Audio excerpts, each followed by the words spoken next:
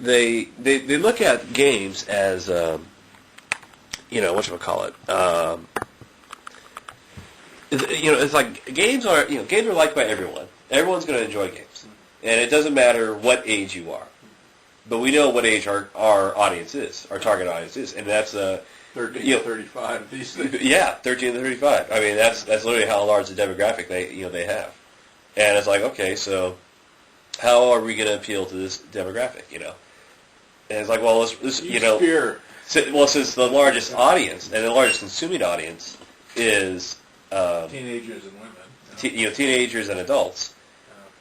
And what are these people going through in their life? Well, they're going to high school, they're going to college, and they're starting their first jobs. Like, okay, well, so they want young and hip. All right, we got them that. Then they say, okay, now we want to include sex appeal. So okay, we got that. And then they say, all right, now we want to include the information. So then that's the third part, But so already there's been like 3 filters that all this information, to get to you has come through. And their filters, and they tint the product that's produced. And that is, look at, so they have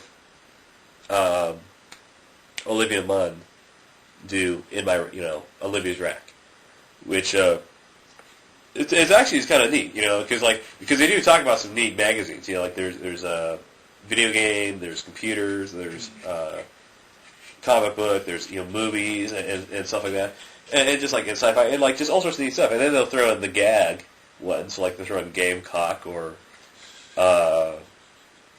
they like steer writing or they throw in some other ones, but it's just like these oddball magazines. That's for comedic effect, but it's kind of cool. It's kind of neat to see like, wow, this is really out there. God, imagine when you get to the military. The military's got a ton of magazines, by the way. There's not just the Army Times. I mean, they got, and this is literally the title of it. There's so much waiting around, they better give you something to read. Yeah. And it better be doctrinaire or something. Yeah, I mean, a lot of our soldiers do. And it ought to be an outlet, and I've noticed this in the military mags, there's an outlet in there for bitching. Oh yeah, and I think that's important. Well, I mean, it's bitching, but it's also it's kind of like it's basically sponsored. I mean, basically, if you're going to have reading material, because there's a lot of waiting around. There's a lot if you're military, you get discounts for subscriptions. Sure. I hope but it's also like, well, what's some information you would like to have on hand, and really it's something that inform you, because a lot of those things in the barracks and stuff. I would never really see in the barracks, but in the offices. In the offices, and because I work around a lot of officers, places too. It's like you would gotta hide your Playboy in something too. Well, that too. Some of these guys just fucking Playboy all the time. It's like seriously, like literally, like Jesus Christ, guys. We have equal opportunity, right, and sexual harassment, and still these guys are just so fucking blatant about it. I'm just like, guys, I really don't. Are there girls working in the shop? Well, eventually there was a girl working with us, and they would talk about her too. And I'm just like, guys, I'm really just not that comfortable engaging in this talk with you guys, okay? Hey, I'll joke with you. I'll talk politics. I'll talk, it's one thing is she present? She was sometimes be in hearing range. But the thing is, she was a tomboy. Yeah, well, she would, And she was just one of the guys kind of thing, but she was a hot blonde, too, it's like... So, I'll tell you something, let's face it, the uniform in a woman isn't exactly beautiful. When we were in Fort Meade, there was a few of those chicks who are really babes. They're healthy, Oh, yeah. Physically healthy. Yeah, that's the Marine. The Marine women are, that's the thing I notice about all the Marine women, I think, is that, well, they're either supermodels, or they're butch, Yeah, and even so, it's like, butch. Yeah, but even so, they're even the butch ones are cute, They're kind of like, I don't know, but I guess it's just me. For me, I like short hair. Perfect occupation for a lesbian dyke, isn't it? I would say Navy. Navy, yeah. Navy, because Navy. Well, you're on the ship, and there's so many spots in the ship. Well, because Navy seems more forgiving or more understandable of having homosexuals in it, which is really weird to me because it's like you're on a boat, you're on confined spaces. Why you read The Sea Wolf? They talk about going as they're crossing the equator, they're a raider. They're a German raider. They're a disguised ship. But they're a raider. They got torpedoes and 9 inches on board. Anyway, they did the little ceremony when they crossed the equator, and they had a little show. They put on a camp show. They had some fake women, people in bras and stuff, and fake women. I remember that. Yeah.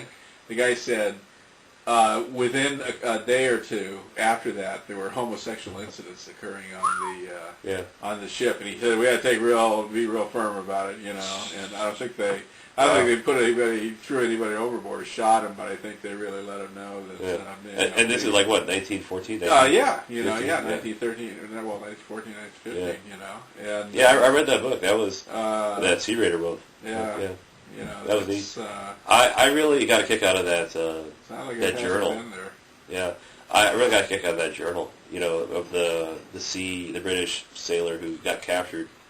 And he ended up in the prison camp. It's like because you were telling me about it too. He participated in the raid. It's like a literally cutting out party. It's like they're in the little rowboats. They row out. They cut the cable and they swoop up on top of the ship. Which you just imagine. I mean, it's just like living the life of a sailor is epic.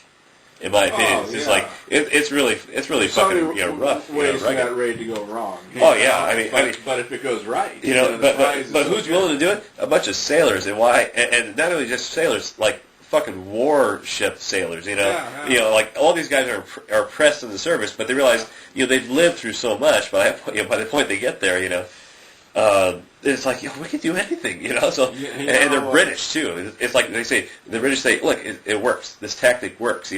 Like how else do you convince 50 guys we're going to take over a ship of 260? I saw I'm sure it was very common. It was I think U.S. Navy military. I think it was probably real. A saber, right? A cutlass. A cutlass. And not it was not broad. It was that thick. Yeah. But perfect balance, perfect length. Had a scabbard covering your hand, so you could basically wail away and not worry about hurting your hand. Right. And you just managed just for hacking somebody up, or attacking it, or busting through a guy's musket, or just just overpowering him. Exactly. That and a pistol, especially a double barrel pistol, or a blunderbuss pistol. Yeah, because like when you watch these shows, or you watch the history, and it's like, and they punch somebody, you realize, actually probably they would punch people because they realize, I can injure this guy and take him down, or I could punch him and basically knock him out, and really I want to knock him out because if I stab him, he may die on me, and actually I want to take prisoners, because that's the other thing. Prisoners you can ransom back, and it's like it adds to your. It adds to your pirates dressed up the way they did, having a bunch of banshees like that on a ship next to you, and knowing they're coming aboard. Oh yeah. And you got a choice: you can fight. Yeah. Or you can just say, okay, all right, Because also they would lock up the weapons. You wouldn't have weapons laying around on a warship. They're always locked up. Nobody has weapons but the Marines. It's when they're going to fight, and then in a way it's also kind of a stress reliever. It's like, hey, come on, let's go kill some guys. It's like we can't kill the guys working for us, but we can kill these guys. Yeah, let's do it. So, but man. Those Buccaneers, man. Seriously. What a life. What a short... You'll notice that whenever the Crown declared an amnesty opportunity, they all took it. It was just, this is going to work for a while, but eventually you're going to end up on a reef or ground. I think, for part of piracy is that, there was always privateers, but there were guys who if they could get away with it, they would, rob other ships. As long as they could get away with it. If there's a reason, because basically if you got a boat, that's a car, that's a truck in olden days terms, but it's like you got a crew of guys, you're your own like little private army in a way. Sure. And that's really what it is. So you can be a free agent all you want. So you wait for a war to happen. You hop on the boat, you get you convince a bunch of guys, say, hey man, let's go get some cash. Put on a shirt, you're gonna make yourself sicker. No, I'm fine. I'm getting better. I took a shower and stuff. I'm actually fine too. But it's just talking. It's like, right, sinuses are resonating in a weird way. You sound a little hollow. Yeah, so that's my concern. My throat's dry too. I should drink water. Here,